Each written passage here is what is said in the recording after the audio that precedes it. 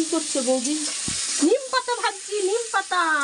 নিম পাতা খাবি না? নিম বেগুন দেখ না, বাড়তে বাড়তে আমার জীবন শেষ।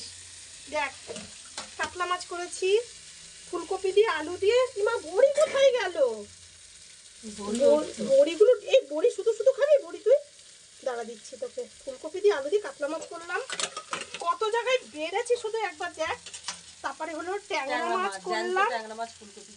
এই আমাদের বন্ধুটা বলেছিল না ট্যাংরা মাছের ঝোল মিস করছি, এই যে সেই ট্যাংরা মাছ।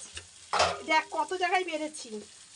এটা হলো পলাশদার, এটা হলো কি বলে, এটা হলো তোর, আর এটা হলো কোথায় গেল, এটা হলো মান্টুর, আর এক জায়গায় আছে পিঙ্কির, আর হলো রাজুর মায়ের। কতগুলো বেড়েছি।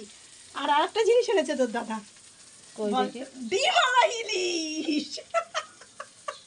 খাবি? আমি ফ্রিজ খুলছে, ডিমালা ইলিশ দেখাবো।